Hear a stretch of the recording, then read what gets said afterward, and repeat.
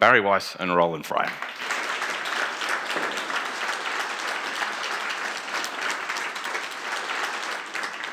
I'm so excited to be here, and I'm so thrilled to see so many young faces here. It feels like something we've been talking about for such a long time is finally becoming a reality. So thank you guys for all of the places that you traveled to make it here tonight. I'm also thrilled to be up here with Roland Fryer, someone I've wanted to talk to for a long time but has eluded me, so I'm thrilled that this gave us the opportunity. I'm going to give him a little bit of a more fulsome introduction. Roland Fryer is one of the most celebrated economists in the world. He is the author or co-author of more than 50 papers. I'm sure the number is now much higher, but that's what I found online, on topics ranging from the economic consequences of distinctively black names to racial differences in police shootings, a subject that I'm sure some of you have read his research about. At 30, he became the youngest black tenured professor in Harvard's history. At 34, he won a MacArthur Genius Fellowship, followed by a John Bates Clark Medal, which is given to an economist in America under 40 who is judged to have made the most significant contribution to economic thought and knowledge. Roland has some awards whose names I literally cannot pronounce. You can look them up online. And if you go to his official harvard.edu bio, you will see one line at the very bottom that is the most interesting and maybe impressive of all. And this is the line. Before coming to Harvard, Fryer worked at McDonald's, drive-through, not corporate. And that line is a glimpse into Roland Fryer's unlikely story. Because based on every statistic and stereotype about race and poverty in America, he should not have become the things he became. And yet he did. And so that's the obvious place that I want to start, which is before the accolades, before the McDonald's drive-through job. 1977, June, you come into the world in Daytona Beach, Florida. Tell us a little bit about the circumstances of your birth and the family that you were born into.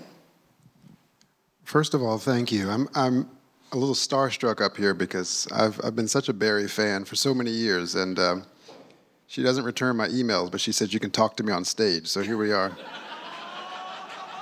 This is profoundly untrue. Pursuit of truth. Yeah, I was born in Florida, as you say, in 1977, and my grandmother, who's now passed away, used to like to say she brought me home from the hospital, and we lived in an all-black community in Daytona Beach, Florida, and I lived there for the first part of my youth until we moved actually to Texas. So it's nice to be home. But I grew up in a very weird situation. I'll just give you a high level. My grandmother was a school teacher. My grandmother was a phenomenal, phenomenal human being. Complicated, but phenomenal. She was born in 1925, and she played basketball for Bethune-Cookman College in the late 40s. And she witnessed integration. She integrated schools. She was a school teacher. But she never stepped foot out of this all-black, lower-income community in Daytona Beach. I didn't meet my mother until I was in my 20s when I sought her out. And my father went to prison when I was 12 years old or so. But I had my grandmother. And on the other side of my family, they were the largest distributors of crack cocaine in Central Florida. And so I had this grandmother who was telling me there's clear right and wrong in the world. And she was an English teacher, so she would always correct everything I said, which was the most annoying thing possible. And I had these other really, really cool cousins who were, driving cars that had hydraulics, and they didn't speak in the King's English. And I thought that was pretty fun. And it created this insulation layer. It's weird. There are benefits from growing up in a drug family, that I could do whatever I wanted and no one said a word. And so that's kind of a general overview of how I grew up. It was very strange. Was growing up in a drug family, I know you yourself sold pot at one point and also knockoff purses from the trunk of your car. Was that like the early inklings of thinking maybe I'm going to become an economist? Okay, I want to correct the record. I never sold pot. I keep telling people I've never sold any drugs. No, I've never sold drugs because I saw it sold. And all my cousins who I love dearly, that's the thing. In the black community, maybe in many communities, there's this weird, there's not really a line, or squishy between people who are selling drugs and people who are upstanding citizens who are school teachers, and we never judge them for that. In fact, I went over their house every Sunday for pancakes, every Sunday. They were amazing, right? Like, I've had the great fortune of eating in great Michelin star restaurants. I've never had anything as good as a crack cake. Try it out. But seriously, and so Roland Fryer will not be in charge of making the food at UATX. I just need everyone here to know that. Parents, don't worry. Until I do it first, and you'd be like, could we bring him back? There was something about those cookies. It kept me up all night, but they were amazing. Look, but the purses, yes, I did sell Dooney & purses out of my car, which was not a good idea either. But yes, I was really afraid of hard drugs and stuff like that because I saw what happened to all my cousins. They all got 20-year prison sentences when I was a kid. And I happened to be very close to their house when the FBI raided. And it was 1991. I was 14 years old. And it was really scary to see all of them, these people that I loved dearly, taken away. And so no on the drugs, but yes on the purses. When you kind of step back and look at your life on a piece of paper, absent mother, alcoholic father who goes to jail, many of your closest relatives sent off to jail for dealing drugs, you sort of bouncing around between a grandmother with rules and a family without rules. This is not a recipe for a successful life. This is not a recipe for human flourishing. How did you get out of those circumstances? What was sort of the first step out, and did you realize it at the time? I certainly didn't realize it at the time. And this is not I wish there were an after-school special moment. I really do, because it would be a lot easier to explain to people. I was an athlete, and that's all I cared about, really. I played football from 5 years old all the way through college. And that gave me a lot of confidence and maybe a chip on my shoulder. I knew I was good at something, right? And so sometimes we were in bad public schools and said, you'll never be anything. I was like, well, I'm really good on Friday nights, right? I was really good at it, I have to admit. And so I just felt like I was going to be good at something. And I just never really bought into the idea that it was cool to be poor. A lot of that was going on. Oh, we're going to hang out. Oh, you want to be hard. Oh, this. Oh, and people, when I was growing up, they would say, oh, you gotta go to prison because there's certain tattoos you can only get in prison. You can't get. I was like, well, I don't want them. You know, I didn't think going. It may sound crazy now that like going to prison. People were going to prison because they thought it was cool. I did not. I have high customer service needs. and it just couldn't satisfy it. So even when I was there, what's weird about life, if I'm be vulnerable for a minute, is I feel like I've never fit in anywhere, and I'm sure there are people in the audience who may share that view. When I was back home, like I love hanging out with my family. The hard truth is I'm 45 years old, and there's not a single person that I grew up with who's still alive. I am the oldest living family member. It's weird. There is no home to go back to. But when I was there, I was always too precocious. I didn't quite fit in, right? I would always question things, and you know, my grandmother would kind of permit it, but she was a Southern black woman, so you get like 2 questions, and she says, shut up. and yet, you know, now I'm at Harvard, and I'm certainly closer to, you know, the folks in Texas than I am at Harvard, and so it's also weird there for me. So there was never a moment where I thought I'm going to get out. Really, there wasn't. But I will say this, Barry. The embarrassing part is, maybe it's not embarrassing. I worked so hard once I realized that I wanted to get out. I took Principles of Economics course, 101. It was taught by the former president of the university, who was amazing. And the course was at 8 o'clock in the morning, Mondays and Wednesdays. He had office hours at 7 a.m. Now I know he was screwing with us, but here I am every Monday and Wednesday, 7 a.m. And I would go to his office, and we would debate everything. And we would talk about the economics of welfare, the economics of integration, the economics of car price. It didn't matter. And I fell in love. I've had a love affair with economics since the first class. And he is the first person in my entire life who told me I was smart. Right? And when he told me, he says, no, he said to me, he says, kid, what are you doing here? You should go to Yale or Princeton or someplace like that.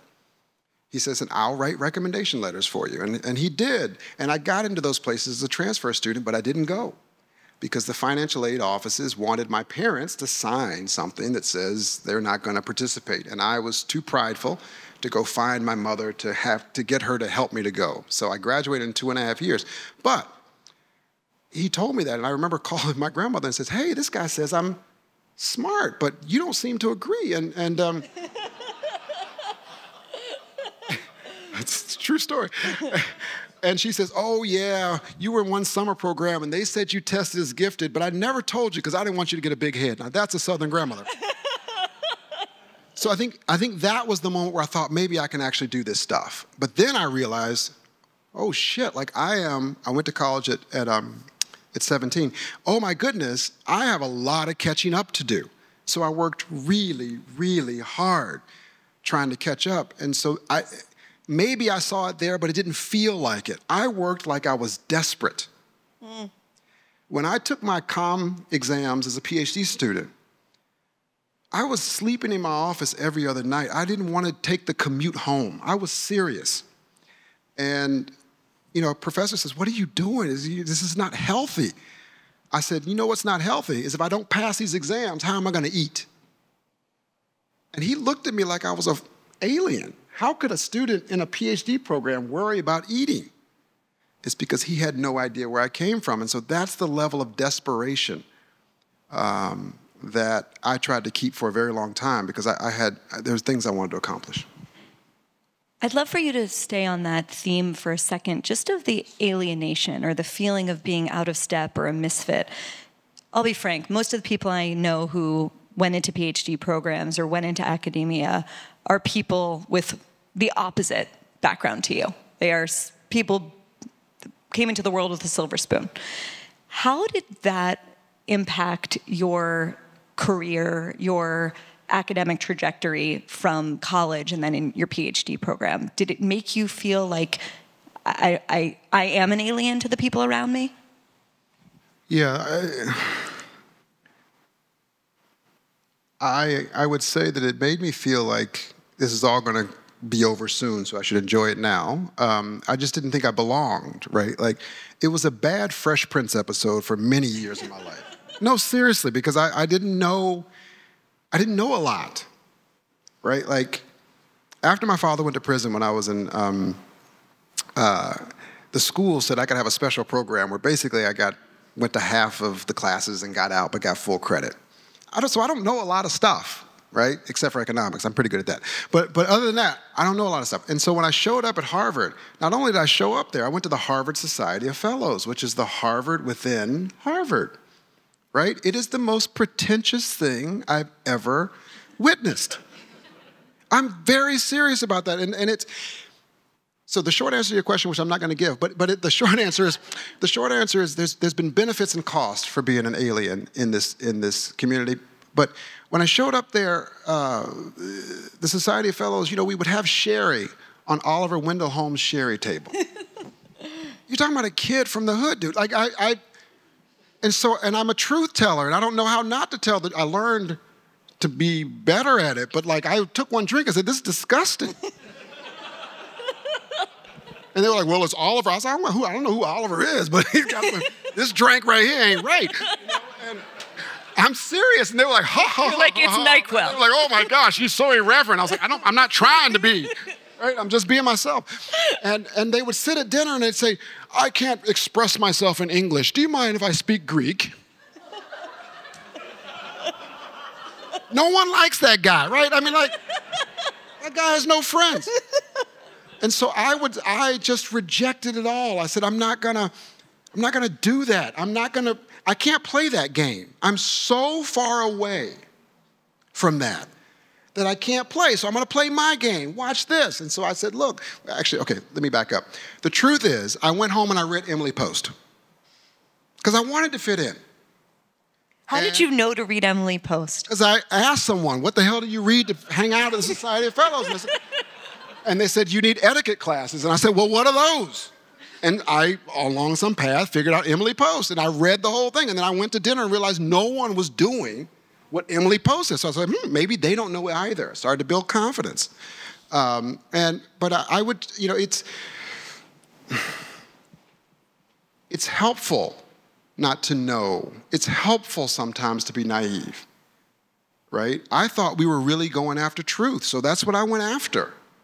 I thought when people said they really wanted to help people who look like me in the inner cities, I really thought that was a real thing. I didn't think that, I mean, I now know that they were just joking with me, but back then, I thought they were saying the truth, so I went after that.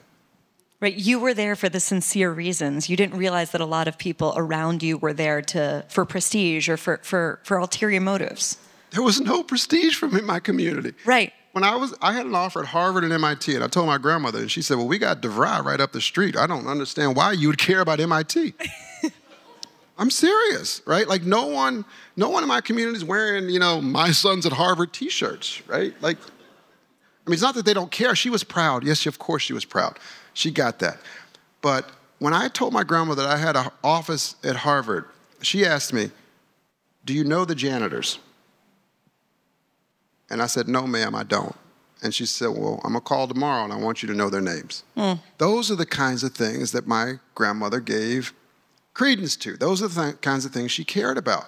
All my research she thought was silly, truly. She thought it was like, education's good for black kids. She's like, they pay you for that shit? I mean, like, it's just so... You said something in an interview that stuck with me. Here's what you said.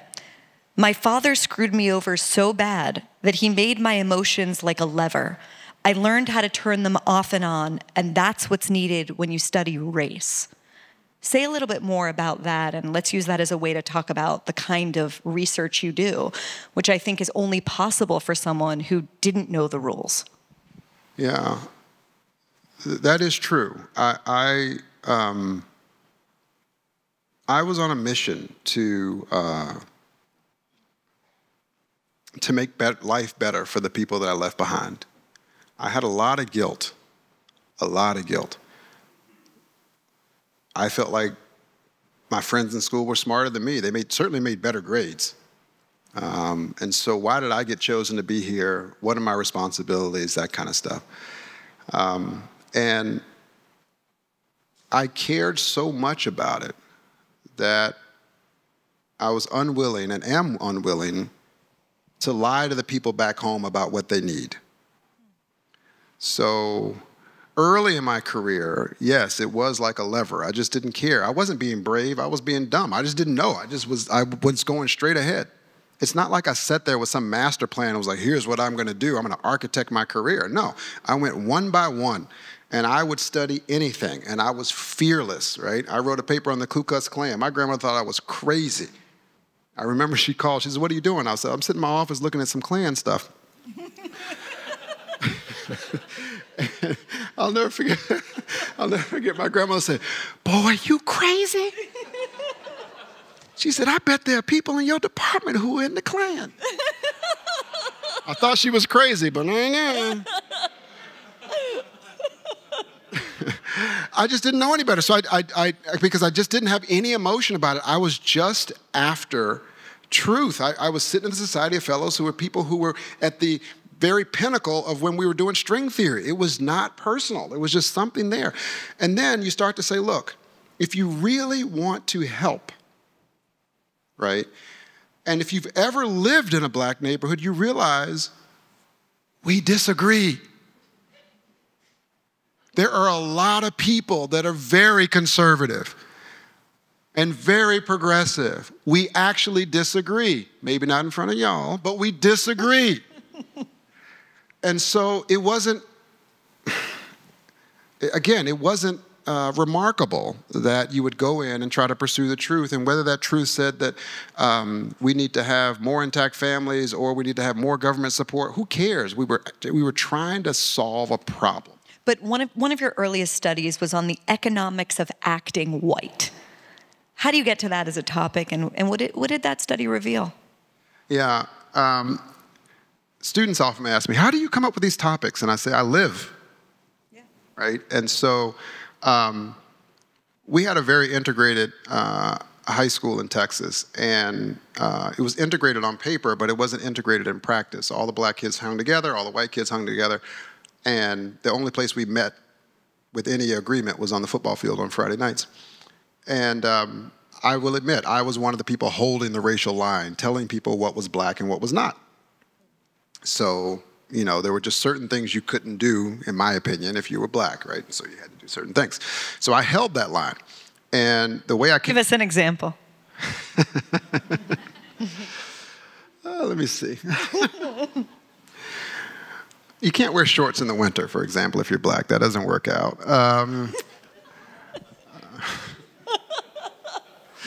It's amazing. In Cambridge, it gets 50 degrees and everyone wears shorts. I'm like, what are you people doing? And you can only listen to certain music. That's changed now. But, you know, back in the 90s, there was a certain type of music that only people could listen to. Things like that. And I was in graduate school debating with people in barbershop about this. And I said, well, I don't know. I just don't know how it works out. Like, I don't, you know, we've got these concepts in economics called equilibrium, and I just don't understand how it works. And the people in the barbershop just started laughing at me. They thought this was the dumbest thing in the world, right? They were like, you can't study that. Ha, ha, ha, ha, ha. Ha, ha, I did. So I wrote a paper. I wrote two of them. One was a theory about it, which I'll spare you. And then I wrote an empirical paper, which tried to understand the relationship between popularity and grades in different races. And what we found was that popularity increases with grades up to about a 3.5 for black kids, and then it actually sharply declines. And that's what we were talking about. We were trying to understand whether or not there was an academic penalty for seemingly doing really well in school. A social penalty. Social penalty. Okay. When you came on my radar, it was for a paper that you wrote in 2016. Here was the title of it: An Empirical Analysis of Racial Differences in Police Use of Force. Maybe there's been a more controversial paper since then. I would argue it's probably the most controversial of your career so far. Tell us about that study, and you've called the results the most surprising of your career. Why is that? Could we change the language of controversy? I mean, do you mean interesting? People are always like, you're so controversial. I don't want to be, right? Like, I'm just showing you the data. The data are telling you a weird story. That's not my fault. I'd like some nice popular data. It just didn't work out that way. Look, I saw what was going on with Michael Brown and some of the early viral videos of police violence. I wanted to do something, but protesting is just not my jam. I'm not saying that people shouldn't protest, go for it, but it seemed hot outside. I just didn't want to do it. And so I thought, I want to do something. And the only thing I know how to do is I'm one of the world's biggest data nerds. So I said, this is going to be the easiest paper I ever write. I'm going to go get some data. I'm going to go show that the police are biased. Finally, people are going to like me. And my grandmother's going to go, you showed that the police don't like black people. Really? What are you doing up there? Right? Like, this was, I had it all laid out. And then I had dinner with a colleague of mine, and I was telling him about my plan. And he says, you know, Roland, when you work on schools and other stuff like that, you really just are in the schools. And so it's weird for me, strange, that you would just download police data and not understand more about the police. He says, I wonder what the police are maximizing. A very econ kind of thing to ask. I wonder what the police are maximizing. And it dawned on me in that moment, I didn't know, nor did I think I cared. So I said, okay, Fine. I didn't give him credit in the moment, but I left and said, you know what I'm going to do? I'm going to go figure out what police maximize. So I set up ride-alongs in Camden, Philadelphia, Houston, some places in Massachusetts to ride along with the police. Now, back to 1991. I don't like the police very much. I don't. What had been your experience with the police? I had been roughed up by the police. I've had guns pulled on me. Mind you, they pulled me over, and I decided it would be a good idea to get out of the car and walk away. The details are important, probably. But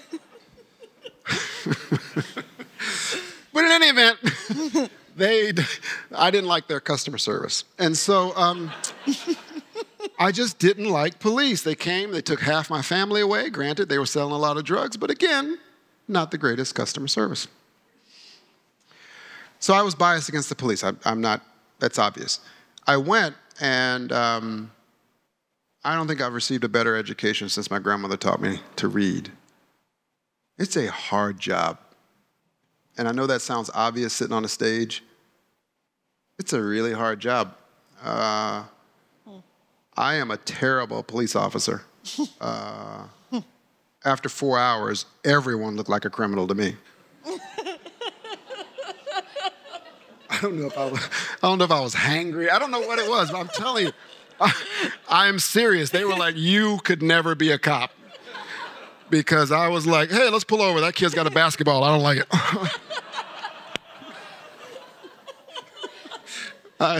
I participated in these weapons training things, not real weapons, relax, but like these weapons trainings where there's simulations, and some guy, like I'm in the building, the guy walks out, he's got a baby, I shoot the guy right in the head, and they're like, what was about the baby? I said, sorry, I didn't see the baby. You know, I was a bad police officer.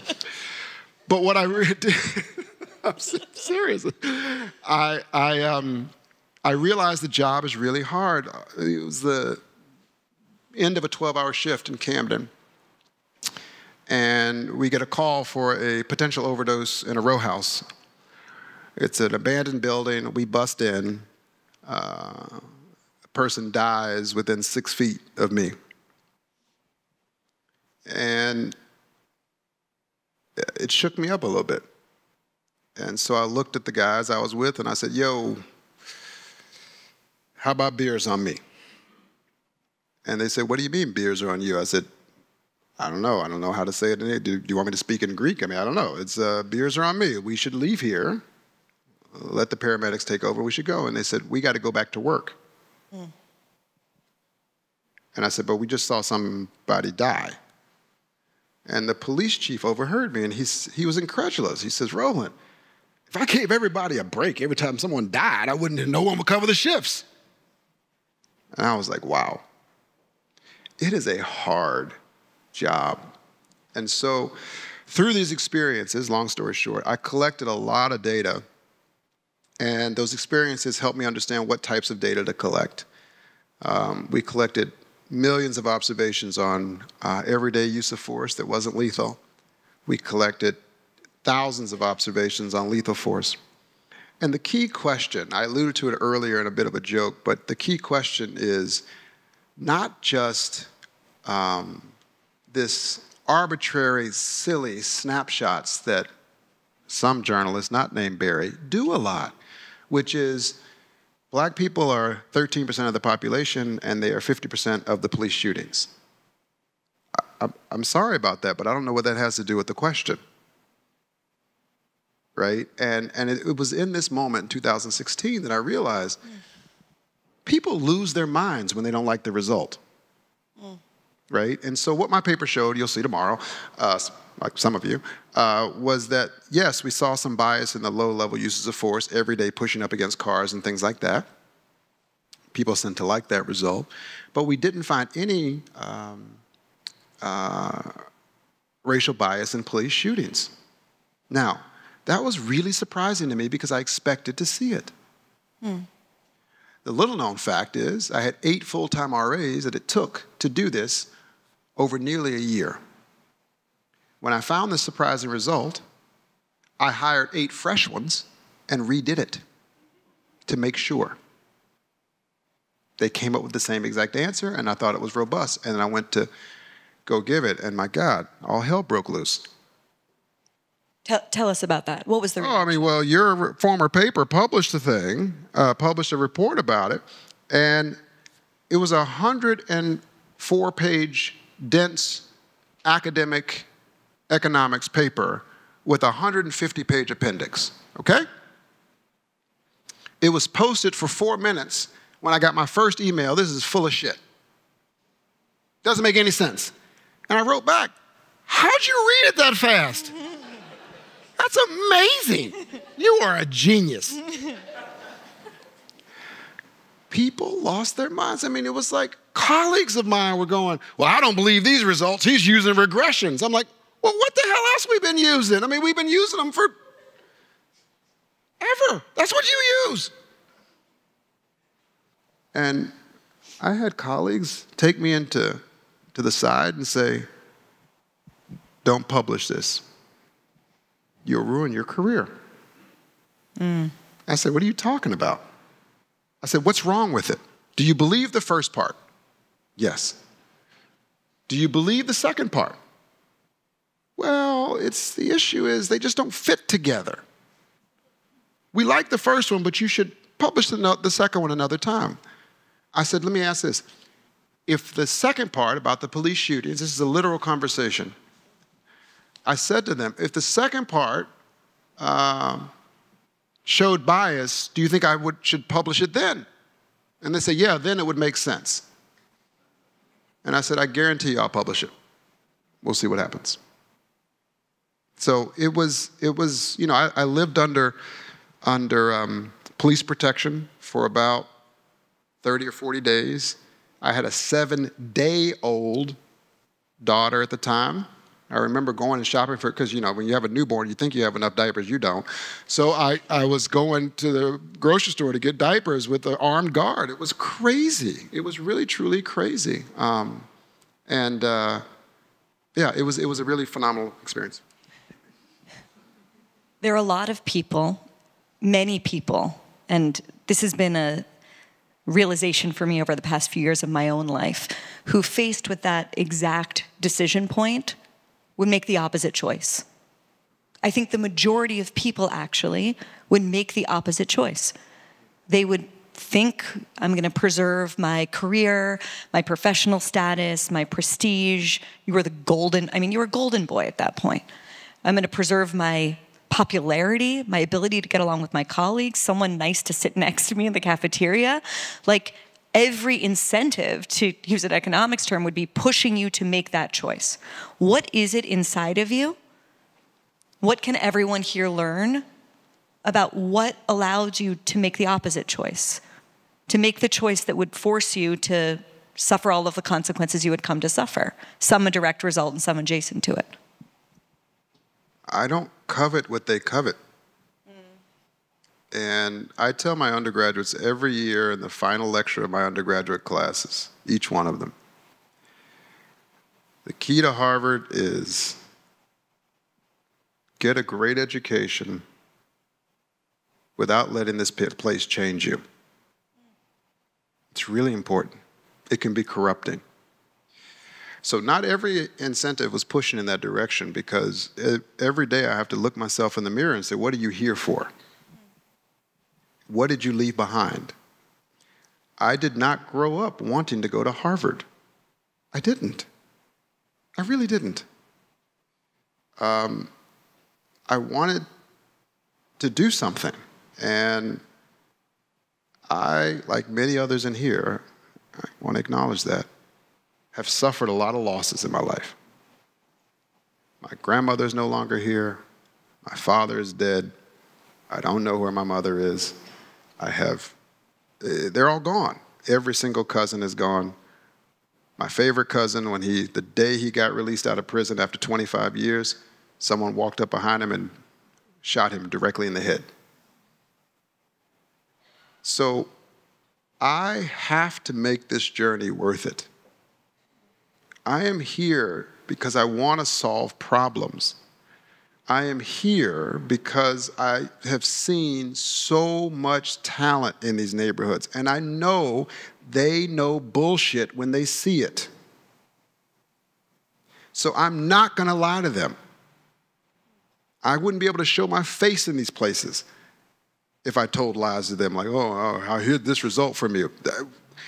The thing about it is, if you do a result, what has happened with the actual police departments is that because they actually believe the results and they're willing to reform on the lower level uses of force because someone told the truth about the others. And, you know, it's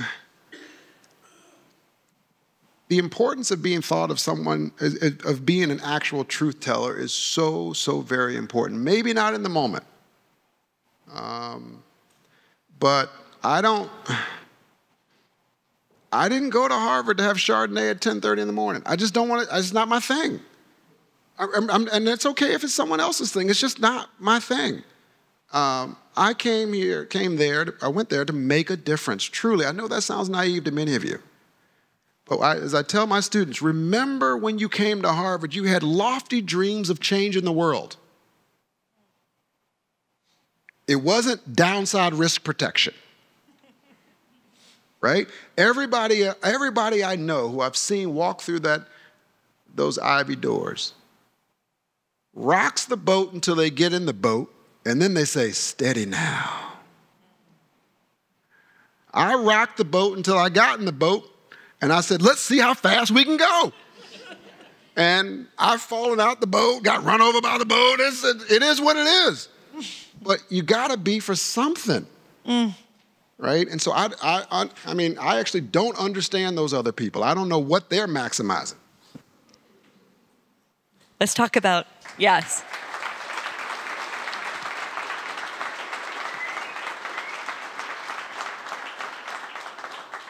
Let's talk about getting, I don't know if you can get run over by a boat, but falling out of the boat. So you write this paper, publish it. Your daughter's 7 days old. You have police protection. It's a dumpster fire, probably. That's how you're describing it. And then in 2017, Harvard opens this investigation into allegations from a former assistant who alleged sexual harassment in your communication. Ultimately, you're suspended for 2 years without pay. That ended in 2021. I wondered if you wanted to reflect on any of that at all. And I think the thing I'm personally most curious about is, first of all, do you think that the thought crime of your research put a particular target on your back? And the second is, there's been so many examples like this, how did you maintain, I don't know what other word to use other than your sanity, in a moment where I imagine you felt like the world had been turned upside down? Yeah, there's a lot there, so you may have to remind me. I want to go back one step, and then we'll go to 2017. We talked about the tough parts about 2016, which were, you know, police protection and all that. But here's the cool part. I received thousands of emails. There was a time in my life during that period where I would say hello to my wife and my newborn, and I had a 3 or 4 year old at the time. And then I would go up to my office and literally return emails nonstop for 9 or 10 hours. Because, yes, there was a lot of the emails were nasty from both sides. It pissed off nearly everybody. But there were a lot of them that were inquisitive. A woman from Kansas saying, thank you for putting data in this because I'm watching what's going on TV and I don't know what to make of it. Can you help me understand? And one of my secret obsessions, which I will tell you but don't tell anybody, is to force people to have civil discourse. I spend hours doing it. Someone will say to me, someone the other day said to me, that thing you wrote in the journal, that was such dumbassery. I didn't even know that was a word. And blah, blah, blah, blah, blah. And it went on. And I said to him, thanks for the note. I was just saying that top talent should rise to the top. Could you explain to me your side of things? So we go back and forth, 20 emails. In the end, he says, this has just been the greatest conversation. In all seriousness, I've done this thousands of times. I estimate I call them turning them. My turnover rate is about 80%. People want civil discourse. And so that's the great part about what came out is that I was able to be a teacher. We have data. We can educate. If we can bring the temperature down, we can actually talk to each other. Okay, 2017. You know, in going from Daytona to Texas to Harvard, there are a lot of things I knew to watch out for. Just, instinctively.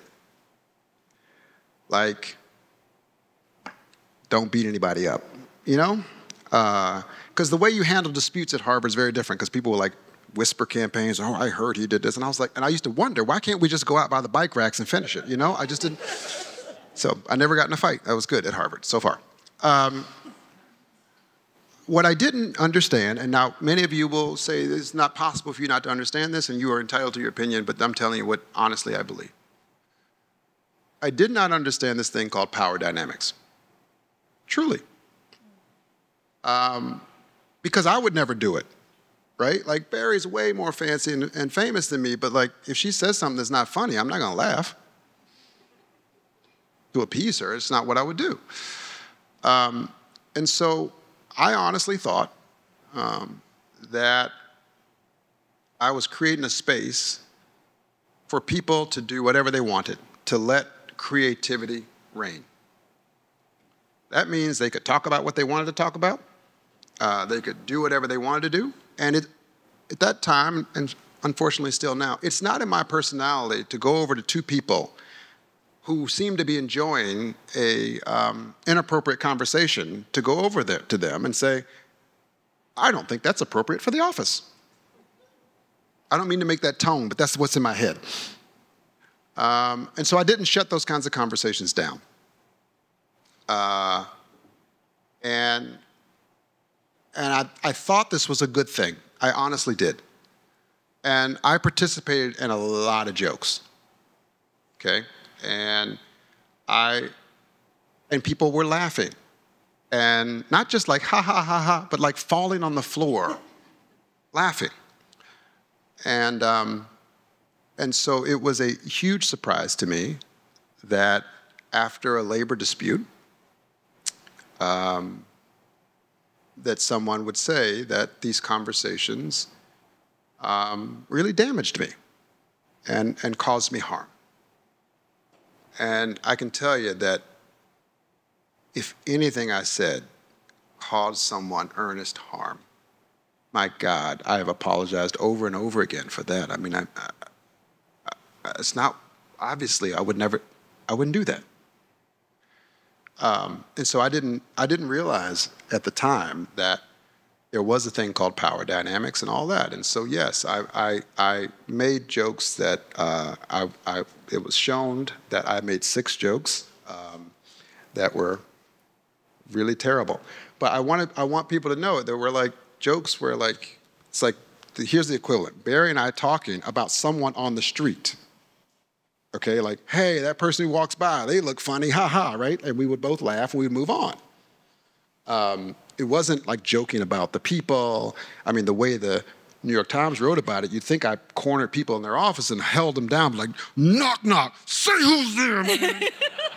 Say it. That's not what I did. How'd you get through it? Many people would have gone through that experience and said, bye, I'm leaving Harvard, I'm gonna go into private equity. Yeah. I went back to Harvard so that everyone knows here and everywhere else that I could. Because there was a lot of obfuscation of facts and things like that. So that was important to me. People reached out to me at the time, a few, and said to me, oh my God, must be really, really hard. It wasn't. It was really, really annoying. Growing up without a mother is hard. And I'm never going to forget the difference, right? Like, one of the promises I've made to myself is I will never, ever worry about the types of things that middle-class people worry about. If my drapes don't get here on, look, I got big customer service needs too, trust me, like, okay? But if my drapes don't get there on time from France because the barge gets held up, it's okay. It's okay, right? Because I remember what it was like to go to bed hungry. I vividly remember what it was like to go to bed so scared. I know what gunshots sound like at night. I remember having to get up, making the decision at night at 8 or 9 years old. Do you pee in the bed, or are you brave enough to walk to the bathroom? That's hard. Not people that I didn't like anyway, not wanting to talk to me anymore. And so I had a little bit, I'll admit it, of a chip on my shoulder during the time, right? And I know I'm not supposed to say this, but yes, there's a lot of people who I thought were, there was one hard part, which is I had a lot of people in the academy who I considered family because I didn't really have, mine wasn't there. And those people cut out. Still haven't talked to them. Some of them have come back and said, hey, you know, we can be friends again. And I said, no, we can't. But I did things wrong. It wasn't because it was an evil heart. It was because I was ignorant. You know, the day I heard about this thing called power dynamics, I literally started taking executive coaching literally that day. And I argued with the executive coach. I said, what do you mean power? Why would anyone laugh if it's not funny? Like, I mean, we really went at it. I learned a lot. And so I did things wrong. I have apologized for those things. But it wasn't what, you know, it wasn't, it wasn't more than jokes among people that I thought we were friends. I mean, these people had Thanksgiving dinner at my house. I thought we could tell jokes, you know, and I should have known better. One of the details in this story is that you were suspended by a woman who I had never heard of until recently. Her name is Claudine Gay, and she said this in a letter to the economics department at the time. Professor Fryer exhibited a pattern of behavior that failed to meet the expectations of conduct within our community and was harmful to the well-being of its members. The totality of these behaviors is a clear violation of institutional norms and a betrayal of trust of the Harvard community. So I guess I want to ask, do you believe in karma?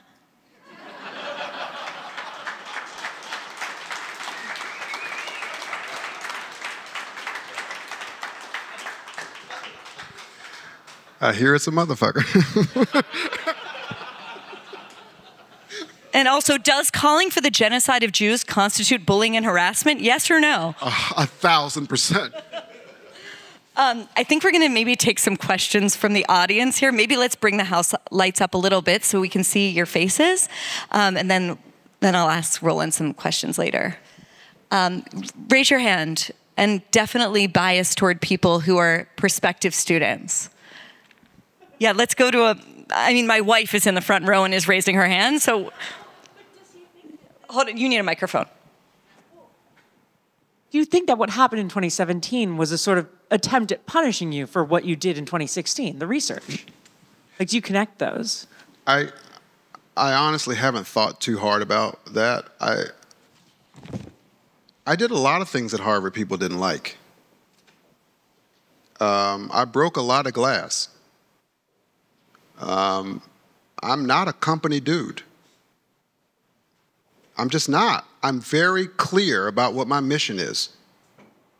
I am put on this earth to develop the truths about why we're losing so much talent in disadvantaged neighborhoods around the world. That's what I'm here for. I'm not here for faculty meetings. Mm-hmm. I'm not here to hang out.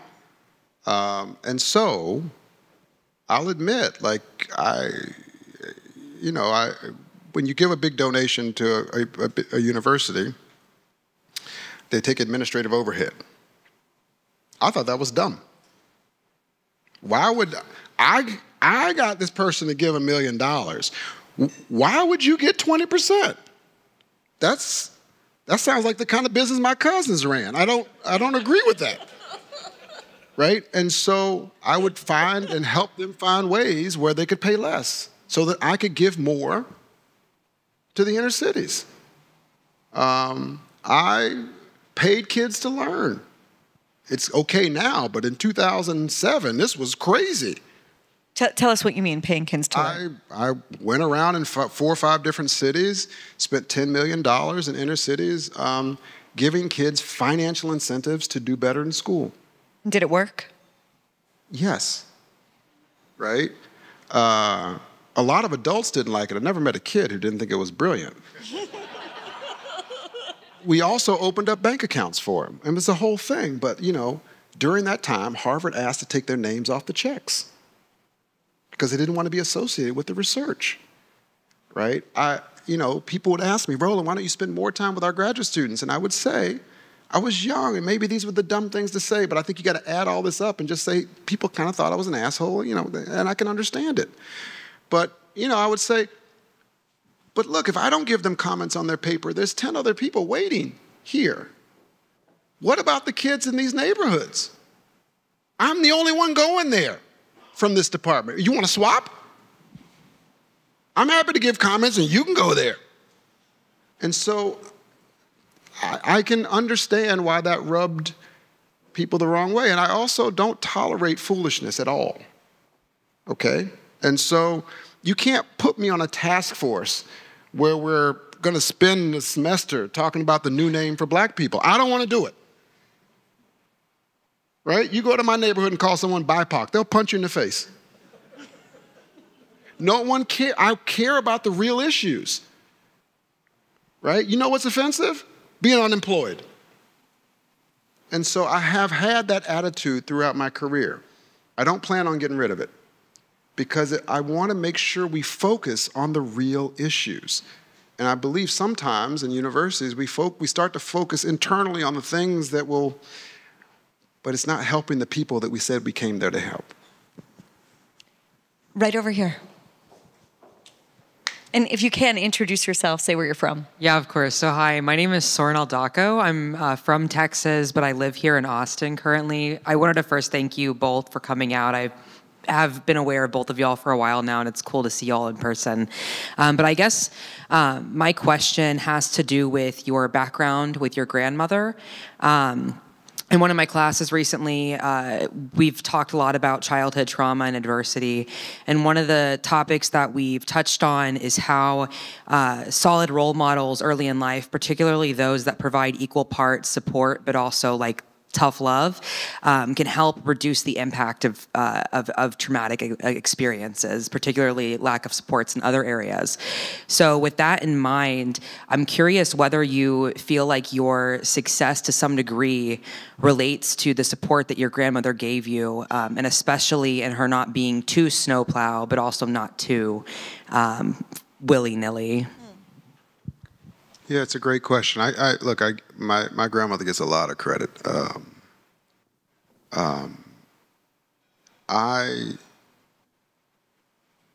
When I lived with her, there was nothing I needed. I didn't know. I really didn't know we didn't have money until I got to Harvard and someone was like, you didn't have a lot of money. My grandmother used to do these little games, right? She would cook a pot of beans, which I hated. But she would put one of a different type of bean somewhere in the pot because she knew I was really competitive. And she'd be like, I bet you can't find the green bean in this bowl of black beans. I was like, man, I can't. And she was just she was an educator. We disagreed all the time. Our views of America were extremely different. But she was a rock. and I also think that I have just been incredibly, it's in a format like this, you can't tell everything, but I've just been so incredibly fortunate that people spent way more time with me than they were supposed to. And I don't know what about me makes people think I'm a project, but I'll take it.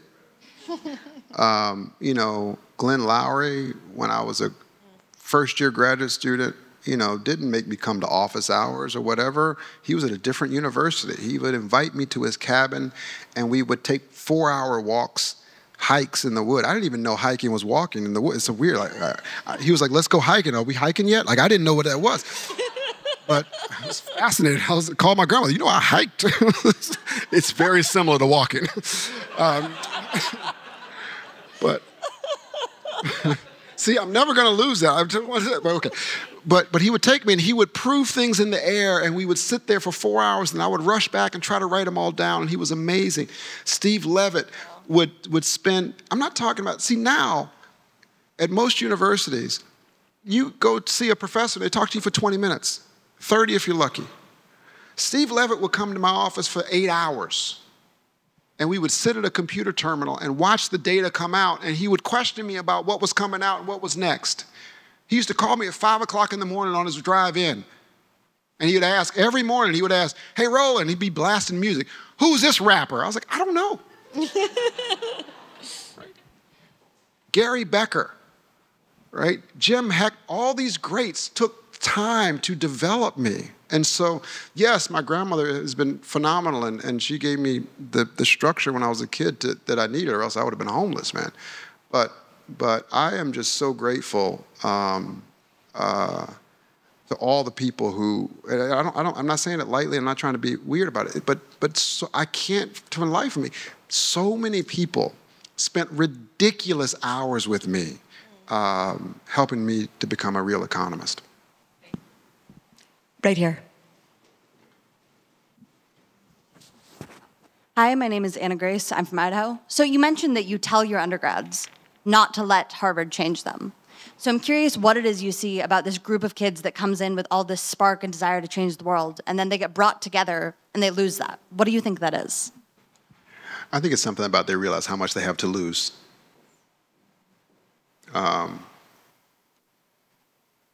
When this stuff happened to me in 2017, I've got one friend of mine from 7th grade who I'm still in contact with. And I reached out to him just to have a person that has known me for so long. And his response was, well, you've been playing with house money for a while. And I was like, yeah, you're right. I have been playing with house money for a while. And many students don't have that view, right? And so I think you realize how much there is to lose, and I think the institution does this part of that to help them understand that, whoa, don't risk it now. Take these very articulated steps so that you don't incur risk. I wear failure like a badge of honor. I really do. And I'm sure I'm going to keep failing. I'm going to keep trying. But what I mean when I tell that to my students is exactly what we just described. It's really about tapping into that energy source and the purity of the reason that you came to this campus. Yeah, great question. Right here. Yeah, the young man right there. Yeah, please. My name is Jake Russell, born and raised in Austin, Texas. I'm curious, do you think that you always would have ended up in this sort of industry and profession that you are now if you had had a more present mother and father in your life, or is their absence a factor in who you are today?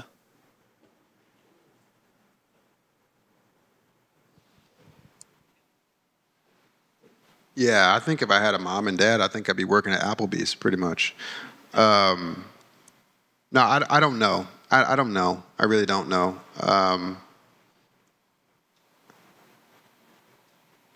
I wouldn't have been so desperate, you know? My 2 daughters, they don't work hard. They're like 7. One of them's 11. I told my 11-year-old the other day, I was like, when I was your age, I was basically living on my own. She's like, pass the brie, Dad. Is this from the part of France I like it? I often think that if I had more of a safety net, I would have taken even more risk. Right? Like one of the reasons I became a professor was because of tenure. Because everyone in my life who had some success, I saw it taken away from them. Granted, some of it was illegal, but that's not important. And so I was really worried about that. I wouldn't have dreamed of trying to be an entrepreneur. Ever. But if I had a safety net, maybe, probably, right? I actually liked the arts. During my 2 years away from Harvard, I went and did stand-up comedy. And I loved it. And I thought, I would have done this had I had parents, right? Because I would have been able to take risks. So I think, who knows? My view is for my own daughters, one day they're going to come to me and be like, I want to be an art historian. And I'll be like, wow, I was a great parent. One of the things I've been wanting to ask, so obviously the Claudine Gay stuff is part of this enormous upheaval happening in higher education, without which I don't think UATX would have been founded when it was. One of the parts of that debate is about DEI. I've written about the need to end DEI. John Haidt was sort of going viral earlier on Twitter today for saying something similar. You and I think, somewhat disagree on that. You had an op-ed recently in the Wall Street Journal in which you said, I worry that the desire to take down DEI in its entirety will make successes like mine harder, even impossible to realize. So I wanted to ask you, what does good DEI look like, and how will we know when we're seeing it? Where do we disagree? Well, I think I'm saying it's hard for me to imagine a good version of a DEI bureaucracy. Not that diversity or equity and inclusion as virtues are bad. I think they're very good, at least if equity means equality of opportunity. If it's equality of outcome, I don't think that's a fair measure of success or justice. So it's just hard for me to imagine reforming a current bureaucracy that, to me, seems to have a kind of Manichaean worldview and pit students against each other in a kind of zero-sum game for victimhood status. Now, that doesn't mean that, my life has benefited because of efforts to make the world more inclusive. Obviously so. Yeah. But I'm not talking about either of those dimensions. Okay. What I really mean is, can we get the people with the most innate talent to have opportunities? Mm-hmm. That's what I really mean. So, often people ask me to write a letter of recommendation for their 4-year-old for a private school. Johnny breaks graham crackers brilliantly. I mean, what am I supposed to write? And so I bet we would both agree that a 4-year-old from a rich family doesn't deserve to go to a better preschool than a 4-year-old from a middle-class family. What has that 4-year-old merited to get into a better school? So what I'm saying is that I am after truly talent identification. I think that admissions and hiring and all those things really are about trying to find who's going to be the most successful at the job. And often, or at least sometimes, that is not the person with the best current resume. I believe that the delta, the difference that I'm willing to bump someone up, gets a lot smaller as they age. So for a 4-year-old, I'm willing to make pretty large concessions to make sure that 4-year-olds from every neighborhood can go to really great schools, because I don't think you've merited anything at 4 years old. When it gets to high school, I'd do less, because you have had a chance to show, and we've had data on your true progression. And so for me, it really is about how can you use data to identify real talent, not current accomplishments. Sometimes they're correlated and sometimes they're not so much. And so that's what I think all this discussion is missing. right? Like, okay, I didn't have the world's greatest SAT scores. You can probably have figured that out by now, right? But I had talent. And so it would have been great if there were a system that would have been able to say, given look what he had to overcome to get those SAT scores. Why would I accept someone over him with slightly higher SAT scores who had tutors every day?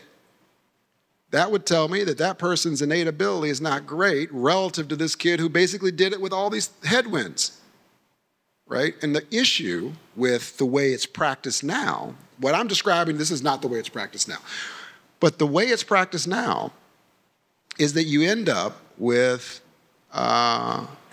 oftentimes lower scores with people who had a lot of opportunities. That's also not consistent with talent identification. If my daughters, and I've told them this, if my daughters need help when they get ready to apply for college, it is not because anything was held against them. It's just because they suck. And it's okay to suck. I'll love them the same. But they have had every opportunity I can dream about, everything. Like, oh, you know, kid accidentally lifts a leg up. We're like, oh, are you into ballet? We'll sign you up for that too. Like, I mean, we're into everything. Everything. Violin. I mean, these are the worst concerts anyone's ever heard, but we go. This is great. This is the worst thing. It's great. Right? And so seriously, you see this, that there's no, if someone has had that level of resource and they can't get the bar, they just don't get the bar under my view. But if they come from the inner city Atlanta and they're just beneath a bar where everyone else has had tutors, you might want to look at that and go, there might be something really in that student. Because if we actually give them the things that these other kids have had, they might have another gear. So when I got to college and got into that class, it was the first time in my life I could actually concentrate without all the drama around me. Right? And I was like, wait, and then I got an academic scholarship. I was like, you're gonna pay me to read? This is the easiest thing in the world. And I have my own room and there's no one yelling in the other room. This is easy. But you gotta look for that. And so if it's about talent optimization, identifying, developing, retaining talent, then that's my version of what DEI looks like. And the D part is it's n-dimensional, right? It's not just about race or gender or the state you live in. It is about who you are and how much talent is lurking beneath, and how much do we think you'd actually benefit in a value-add sense from being a part of our university or our preschool or whatever it may be. Yeah. Last question. Let's get these two young women right here, and Roland will answer both of them. Thank you so much. I didn't actually expect you to see me. So bear with me. I've had this question kind of burning and bubbling for a while. You said, why are we losing so much talent in disadvantaged communities? And then you talked about, can we get the people with the most innate talent to rise to the top? Talent identification. How can you use real data to identify real talent? And then finally, the real kind of gut-wrenching moment, this is when you can really speak to W.B. Du Bois. He says, there's a lot of talent in these communities. The top talents rise to the top. I'm thinking of the talented 10th. But take that thought bubble. Do you need strife? Do you need desperation? Do you need that, yes. Hunger? Yeah, but a little bit more sorry, I'm going to be one of those people in your fellows. Let's look at Hesiod. Let's look at all of Greek tragedy. They need that actual strife, that chaos, that moves them. Do I need that in order to become that talented thing, that thing that brings beauty, truth, goodness to the world? I actually have to go through strife to get there? No, That's great last question. I don't know the answer to that. I have met really, really brilliant people who didn't go through that. And I'm hopeful, for my daughter's sake, that that they don't have to go through that to also do brilliant things. If so, then I'll have to start waking them up in the morning. Just wake up, something like that. I have met, I think that I don't know what creates it, but there is a temperament. There is a set of characteristics, traits, beliefs. I've seen, my good friend Steve Levitt grew up with a doctor dad, in Minnesota. That dude worked hard. He cared about these questions. I had a lot more in common with him than I did a lot of my colleagues. So I've seen it in all up the spectrum. And one of the things that I find so amazing just about the world we live in is that thing inside you that you're describing. I've seen it amongst some kids in the poorest areas in our country. I used to call it the dog in you. Do you have the dog in you? I've seen it in precocious kids who are faculty kids who just have this thing in them. I've seen it in Africa. I've seen it in Europe. I've seen it in the French suburbs where these schools are supposed to be bad. You meet some kid and you can just feel they got that thing in them. I don't know where it comes from. You ask a brilliant question. Does it have to come from tragedy? And I don't have the empirical knowledge to know. Maybe it's 20% higher.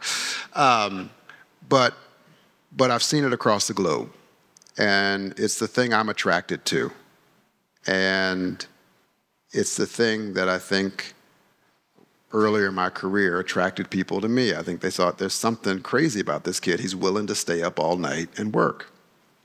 And before we close, I just want to say one last thing to the students here. This is an amazing opportunity, right? I've, been tangentially just on the sidelines witnessing what's happening at UATX, and it's a phenomenal, phenomenal opportunity. I have a student in one of my classes who have gone through one of the forbidden courses and told me it was one of the best experiences they've ever had because there was no questioning about the other person's morals or their attitude. Just because they were asking questions didn't mean they were odd. They could just get down to understanding. So I think this is going to be a phenomenal, phenomenal opportunity. And I'll just leave you with the same thing I tell my students at Harvard, which is remember why you came here. You can actually change the world. I get up every morning and believe that today is going to be the day. You can actually change the world. And people are going to say things to you like, maybe even your parents who are here with you, they're going to say, you can't say stuff like that, or be careful doing that. Ignore them. I'm going to wear my drama with my colleagues like a badge of honor. No one that I respect who's actually changed the world did it with a golden road. Not one. Go back and look at history. Well, Niall's better at that than I am, but go back and look at history. Everyone who has done something big has suffered in some way for trying to do something that people thought was crazy. That's okay. You are going to have to figure out during your time here how to strike the balance between listening and not listening. And it is harder than you might imagine. Because some advice should be listened to, and a lot of it should not. I was really fortunate that I had a mentor of mine tell me about 2 years at Harvard in, he said to me, "Don't listen to me anymore. Follow your gut from here on out. And you're going to have to figure out when that time is for you. But I'm so happy you're here. And if there's anything that I can do, here's an open invitation for all the students. You can contact me." His office hours are at 7 a.m. Seriously, let me know. You are not alone. If you want to change the world, you will never be alone. You can choose not to contact, that's fine. You are never alone. I felt so alone in this pursuit for so long. You are not alone, right? One last thing. Jeff Canada, he was CEO of Harlem Children's Zone. It's always been good to me. I love Jeff Canada. We disagree about a lot of stuff, but I love the man. I think he's an American hero. There's a period of my life where everything I did every day, people told me it was wrong. I tried to reform schools in Houston, and people picketed me outside my house and said, "Roland Fryer is the worst thing for black people since the Tuskegee experiments." And during my down days, I would call Jeff Canada and I'd say, "Hey, Jeff, what color is the sky?" And he'd say, "It's blue." And I'd say, "Thank you," and I'd hang up.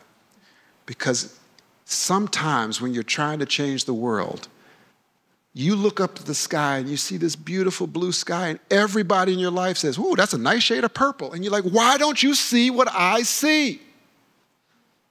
Stay strong during those times. I earnestly, this is not bullshit, I don't do that. I'm earnestly here. The school has my email, contact me.